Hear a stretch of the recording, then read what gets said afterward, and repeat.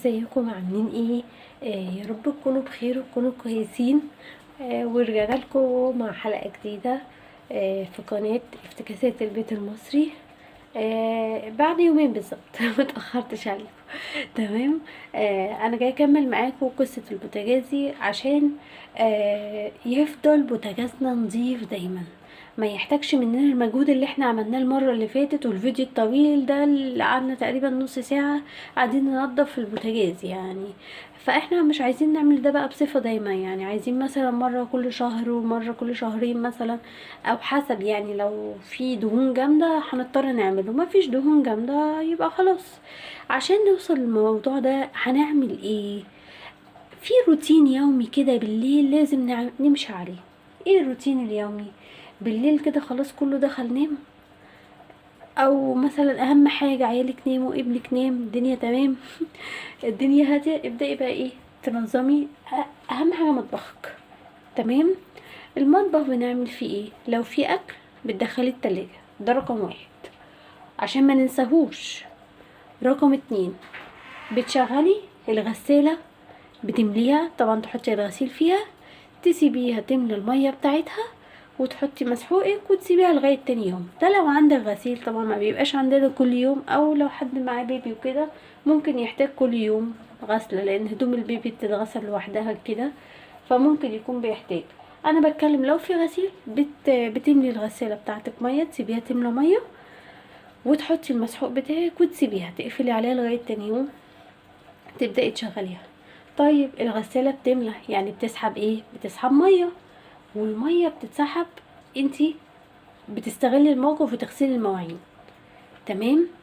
غسلتي المواعين بتسيبيها تتصفى على اللي هي صفاية بتاعة المواعين بتاعتك. تمام. بعد ما غسلت المواعين هعمل ايه؟ همسح الرخام، وانا هوريكم دلوقتي ازاي، بس انا النهارده دلوقتي هعمل البوتاجاز معاكم الاول. همسح الرخام وامسح ال الحنفية نفسها، بحيث ان ايه؟ ان هي ما يبقاش عليها مية، لان المية دي بتعمل تكيسات، بتعمل حاجات يعني منظر مش حلو، تضطري ان انت تنضفيها، بتاخد منك شوية تعب. فان انا احافظ عليها، ان انا ايه؟ امسحها على طول. طيب الحوض برضو، لو انت مش هتستخدمي الحوض تاني امسحيه، امسحيه ما يبقاش فيه ميه، يفضل انك تبيتيه من غير ميه. تمام. واملى ازايز الميه بتاعتي، انا عندي ازايز املاها عشان تاني يوم اللي يصحى يلاقي ازايز الميه موجوده، وتبقى الازايز موجوده معاكي اليوم كله. تمام. طيب بعد كده ابدا بقى ايه؟ انا النهارده زي ما انتم شايفين، امبارح عملنا معاكم اللي هي حاجات الكشري، اللي هي الدقه والشطه طبعا. في ناس بيقولوا فيديو طويل، ماشي، ما هو الفيديو طويل عشان احنا عاملين لكم 4 حاجات، احنا لو قسمناهم على 4 فيديوهات هيبقى كل فيديو 5 دقايق تقريبا، فاهمين؟ فاحنا عملنا لكم ال4 مره واحده، لان انت كده كده كست بيت لما بتيجي تعملي كشري بتضطري تعملي كل ده مره، احنا عملناهولك زي ما هو بيتعمل بالظبط. تمام. دي طبعا بواقي الحاجات بتاعت امبارح، دي بتاع البصل مطرح ما عملناه، وده ابني الله يبارك له لازم يدعبس كل يوم. كنا بنعمل بيض بالبسطرمه الصبح للفطار، طبعا قعد يطرطش السمنه وكده. فانا لو سبت المنظر ده يوم او يومين هيمسك في البوتاجاز، وبوتاجازي هيرجع تاني وحش. طب اعمل ايه عشان احافظ على بوتاجازي؟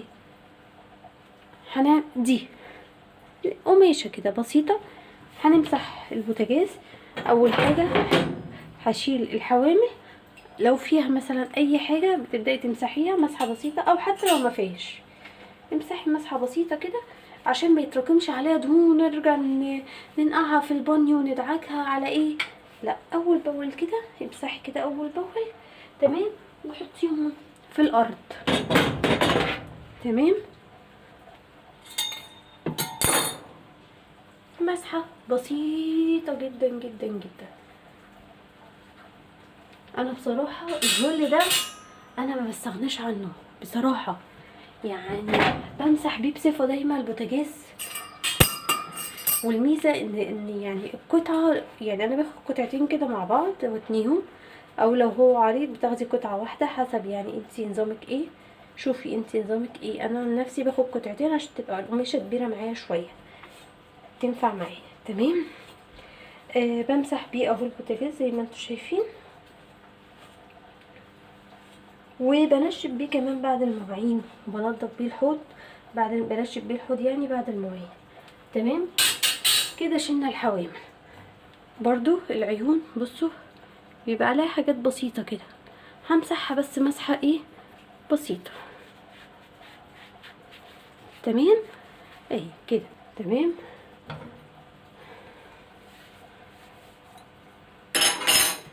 زي ما انتوا شايفين اهو كل العيون اديتها مسحه، يعني انا بديها مسحه بسيطه مش تاخد وقت مني.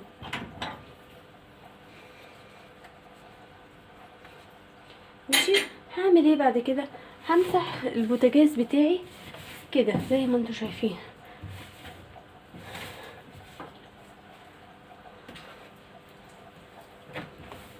تمام همسحه بالقماشه دي كده، همسح البوتاجاز وارجع لكم على طول. ورجعت لكم تاني بعد ما مسحت البوتاجاز مسحه. وانا بمسح البوتاجاز في حاجات ما انساهاش. اول لما بمسح البوتاجاز ده كويس، الجزئيه اللي هناك دي اللي انا قلت لكم عليها قبل كده، اللي هي دي الفاصل ما ننساش نمسحها. برضو العيون بتاعه البوتاجاز ما ننساش نمسحها، العيون. الازاز نديله مسحه برضو. تمام. وبكده يبقى البوتاجاز بتاعي نضيف ومفيهوش اي مشاكل وهيفضل محافظ على نظافته. تمام. يبقى بالترتيب كده عملنا ايه؟ اول حاجه شلنا الاكل التلاجة عشان ما يتنساش لو انت ما شلتوش يعني. تاني حاجه شغلت الموتور او الميه او لو هي شغاله ايا كان، بتشغلي الغساله بتاعتك وتسيبيها تملى وتحطي مسحوقك عشان ننقع الغسيل لتاني يوم. تمام. تالت حاجه بنغسل المواعين ونسيبها تتصفى. تمام. رابع حاجه بنمسح الرخامه، ولو مش هنستخدم الحوض تاني هنمسح الحوض برضو، ونمسح الحنفية والحاجات دي. لو في مثلا فلتر مثلا اللي هي الحنفية بتاعت الفلتر الحاجات دي. تمام. واسيب القماشة تتصفى بقى اللي هي ايه بتاعت رمل الزيت دي، بتسيبها تتصفى وامسح البوتاجاز. تمام. بس كده.